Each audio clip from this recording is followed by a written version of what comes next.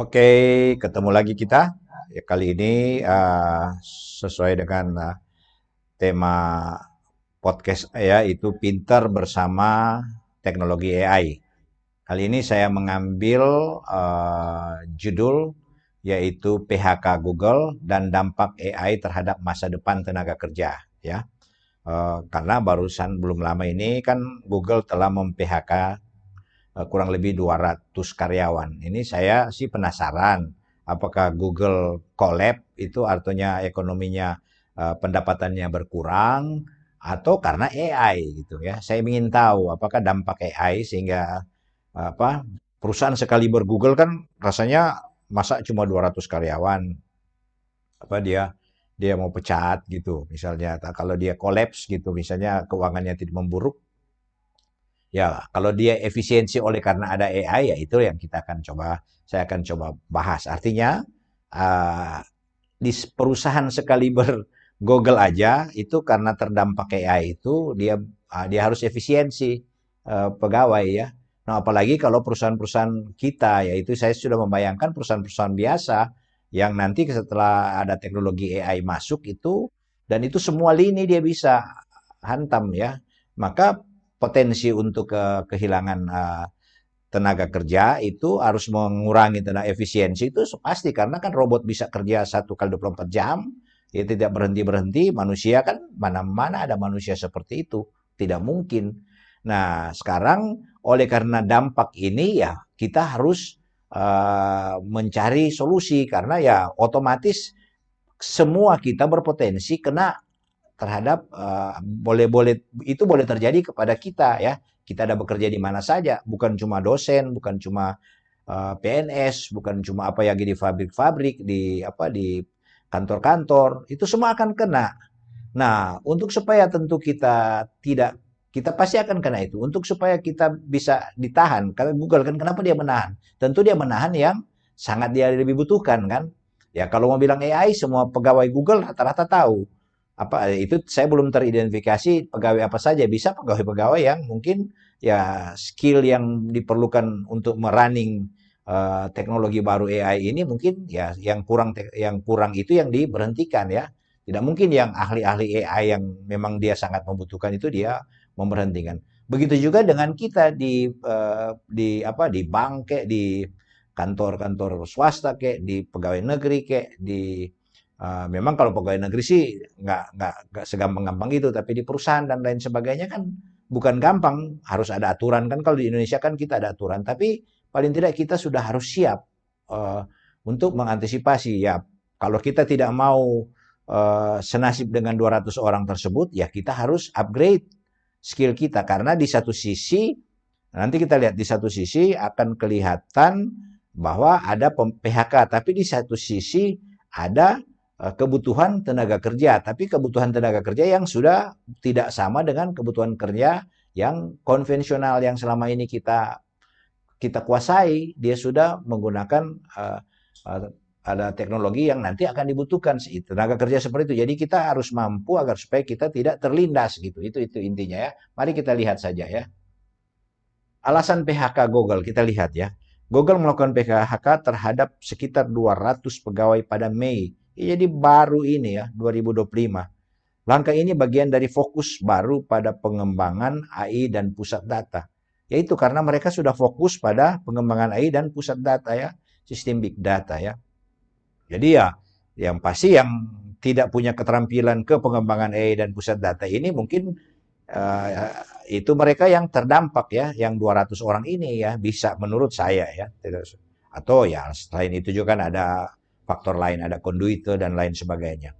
Langkah ini bagian itu, baru mengurangi investasi di area non prioritas dan meningkatkan efisiensi operasional. Ya dia melakukan itu karena uh, ya sudah ada teknologi AI ya. PHK terutama di unit penjualan dan kemitraan global. Itu betul kan? Saya katakan tadi kan. Jadi bukan di skill yang punya pegawai-pegawai yang punya skill AI dan pengelolaan pusat data, big datanya, data centernya. Jadi lebih banyak ke bagian penjualan dan kemitraan global. Ya, orang ini sudah tidak perlu lagi karena sudah ada teknologi AI sudah bisa dilayani oleh robot. Salah satu itu mungkin ya. Jadi mereka sudah punya teknologi itu dan ya buat apa mereka membayar pegawai yang bekerja di unit penjualan sementara semuanya sudah bisa direkap ya. Nanti saya sudah berapa kali kan mendemokan kemampuan AI ini ya dengan menggunakan ChatGPT data analisis ya. Itu saya sudah bahkan saya sudah mencoba semua ilmu-ilmu menghitung yang menggunakan software-software yang ratusan juta itu hanya dengan AI itu sesimpel itu dia bikin ya. Memang sih tampilannya tidak secantik atau tidak tapi kan intinya hasilnya. Satu kali saya akan coba ya, saya akan buktikan bahwa menggunakan software mahal gitu itu uh, ternyata dengan AI ini cuman hitungan sebentar, hasilnya sama gitu ya. Ya, saya hanya bayar 300.000, 350.000 sebulan ya. Jadi jauh ya. Oke, itu alasan dia. Jadi kelihatan jelas yang di PHK itu di unit penjualan dan kemitraan global. Jadi ya orang-orang saat ini yang ada di perusahaan-perusahaan, ya masyarakat kita, siapa saja kita, pegawai yang masih berpotensi pingin kerja lama, yang ada di unit-unit seperti contoh ini, karena nanti teknologi AI masuk di bank, masuk di perusahaan, masuk di kontraktor, masuk di perguruan tinggi, pegawai negeri itu bisa saja nanti ya karena efisiensi kita lihat Presiden Amerika aja sendiri kan sekarang dia sudah mulai meminta pensiun dini toh untuk para pegawai-pegawai yang sudah usia tidak produktif lagi kan dia sudah minta bahkan sampai jenderal terakhir saya nonton jenderal-jenderal juga dia mau pensiun kan ya ini sesuatu yang hal yang ya karena apa ya karena memang sekarang ini mau buat apa misalnya katakanlah kalau saya ambil jenderal-jenderal terlalu banyak sementara perang kan semua sudah pakai teknologi jadi semua dikontrol dalam sistem data ya drone sekarang lihat kita perang di Ukraina sama Soviet kan pakai drone kan. Kemarin Israel sama Iran ya itu drone semua dan itu tidak perlu banyak jenderal untuk mengendalikan itu itu ya maka dia mulai memangkas jadi lebih kerucut ya sistem seperti itu. Nah ini semua apa karena AI itu yang saya mau katakan. Jadi ini podcast saya ini lebih mengingatkan kepada kita bukan saya maka saya kan sudah mulai beralih ke data analisis AI walaupun saya tetap pada basic saya sebagai ahli geotek ahli geotek teknik sipil ya saya memang spesialis dan itu masih ada tapi saya sudah bahkan saya mendesain sekarang sudah tidak mendesain pakai software saya sudah bikin simplifikasi menggunakan AI akan saya buktikan satu kali ya bagaimana teknik sipil ini baru saja saya mendesain fondasi itu menggunakan AI ya itu langsung pakai di lapangan karena kenapa saya berani lepas karena kan memang bidang saya jadi saya tahu ini kalau saya hitung pakai software tidak jauh beda ya gitu jadi sudah intinya sudah ada bukti ya saya ngomong ini karena itu sudah terbukti maka saya mau ingatkan kepada seluruh masyarakat Indonesia ya kalau ini AI sudah sementara bergerak dia bergerak semakin lama semakin cepat ya dia yang bisa memberhentikan dia cuma ada kehancuran dunia ya. Dia cuma bisa menghentikan selama dunia ini masih normal atau tidak perang, maka dia akan naik terus ini teknologi AI. Saya sendiri aja kaget-kaget, sudah bisa ini, sudah bisa yang bulan lalu 3 bulan lalu tidak bisa gitu. Saya masih menggunakan data analisis ChatGPT, ternyata sudah tidak ada, dia sudah combine satu kali kaget. Kenapa tidak ada menu itu? Ternyata sudah ada di dalam, sudah bisa langsung digunakan tanpa perlu menggunakan menu data analisis lagi ya. Ini contoh bagaimana cepatnya ini teknologi. Itu jadi podcast ini untuk mengingatkan saja ya supaya kita kalau kita tidak mau melakukan perubahan ya kita yang akan terlindas itu aja.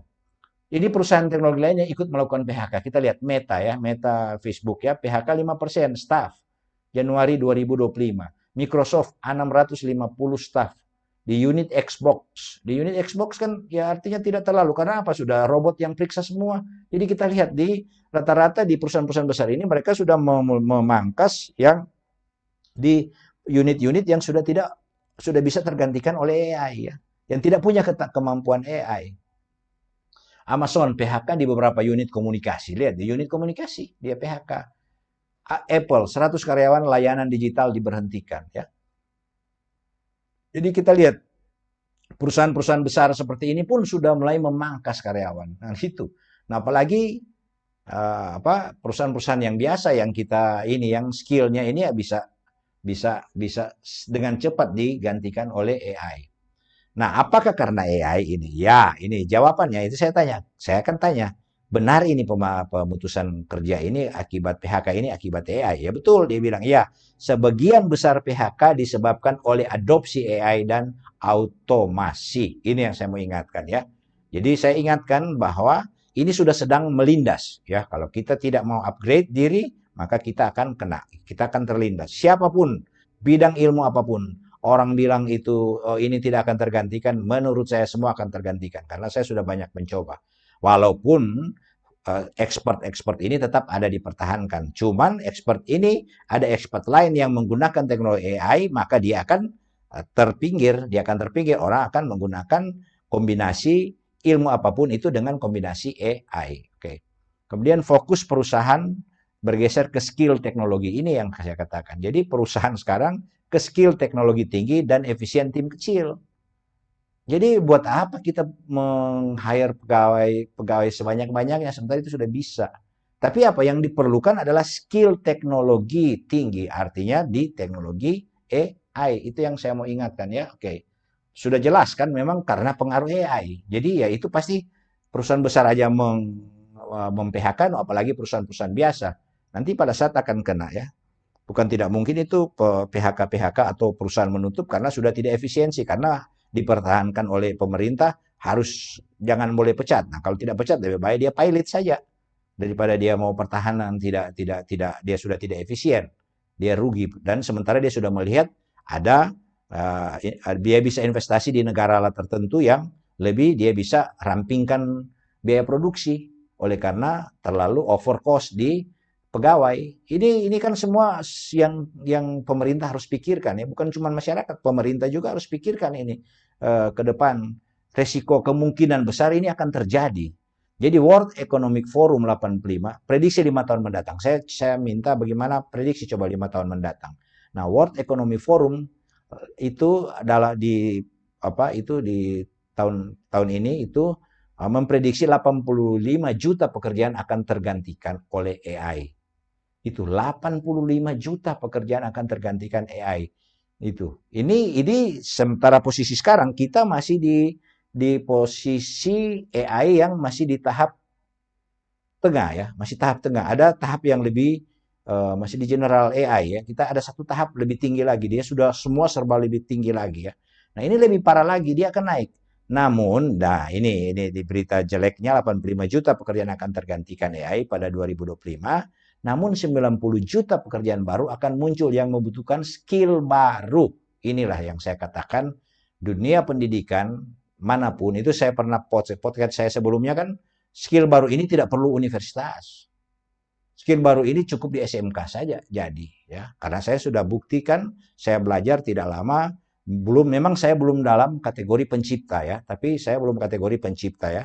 Tapi saya sudah mampu mengoperasikan AI ya dan membuat mencipta hal-hal yang kecil. Sebenarnya bisa saja saya naik menjadi pencipta, menciptakan karya-karya teknologi AI. Karena apa? Karena sudah ada AI. Saya bikin program-program ini kan semua pakai AI banyak ya. Itu ya, ada saya bikin prediksi ini, prediksi itu kan semua pakai AI. Bikin robot pun sebenarnya bisa, minta di AI. Bikin mobil otomatis saya sudah lihat, sudah prediksi, biayanya 1 miliar. Mesti beli part ini, part itu, part ini, semua ada. Kita tinggal beli dan kita tinggal pasang, tinggal rakit, AI bilang. Jadi kalau kita mau sebenarnya bisa, cuman duit itu 1 miliar, siapa yang mau operasi gitu. Kira-kira ya, saya pernah prompt untuk minta, coba buatkan saya, bagaimana saya bisa merakit mobil otomatis ya. Dia bilang semua alat-alat yang perlu mulai dari radar lah segala macam, yang paling mahal radar ya, selain mesin mobil itu sendiri ya, kecuali kita pakai yang baterai ya. Sudah. Jadi ini ya. Jadi walaupun ada pemecatan, ada penggantian yang akan terganti, pekerjaan yang akan terganti oleh AI, ini World Economic Forum yang menyatakan, bukan saya ya. Tapi akan ada 97 juta pekerjaan baru akan muncul yang membutuhkan skill baru. Nah, sementara sistem pendidikan kita masih terkutat-kutat dengan apa ini akreditasi dengan manajemen standar ini standar itu yang terlalu pelan prosesnya ya dan bahkan sudah tidak perlu. Nanti saya akan demo satu kali kebutuhan-kebutuhan misalnya bidang ilmu teknik sipil yang ada di pasar sekarang ini yang apa gitu. Ada itu saya sudah bikin itu sama saya sudah uji. Bagian mesin juga sudah ada saya bikin ya. Saya sudah bikin bidang-bidang ilmu tertentu saya sudah bikin yang ada di pasar dan nanti ke depan itu 5-10 tahun ke depan apalagi yang mereka perlukan misalnya di bidang pertanian, di bidang peternakan, di bidang perikanan, apa saja itu ya. Yang ilmu yang nanti itu di pasar perlu. Nah, itu yang saya katakan saya sudah bikin. Nanti satu kali saya akan demo ya. Tanggal kalau mau silakan hadir di nanti di tanggal 15 kan saya akan ada live demo di Fakultas Teknik. Kalau mau silakan hadir ya. Saya akan live demo, saya akan presentasi dan buktikan semua pekerjaan itu banyak pekerjaan yang sudah bisa diambil alih oleh AI ya. Silakan datang di acara saya. Saya akan demo langsung ya. Transformasi ini memerlukan pelatihan ulang dan adaptasi cepat. Nah itu, maka ini jadi 5 tahun mendatang semua ini harus diperhitungkan. Kesimpulan dan rekomendasi PHK disebabkan oleh transformasi menuju dunia kerja berbasis AI. Jadi ini PHK yang terjadi ini itu karena sudah ada transformasi menuju dunia kerja berbasis AI. Itu catat ya. Jadi ya silakan kalau Anda mau malas-malas atau ya tidak mau peduli dengan AI, ya silakan Anda bisa terlintas. Tenaga kerja harus mulai mengembangkan skill digital, kreatif dan adaptif. Kemudian investasi pendidikan dan pelatihan AI menjadi semakin penting. Itulah yang bisa saya sampaikan lewat podcast saya ini. Semoga bermanfaat bagi kita sekalian. Sampai ketemu lagi di podcast saya yang lain.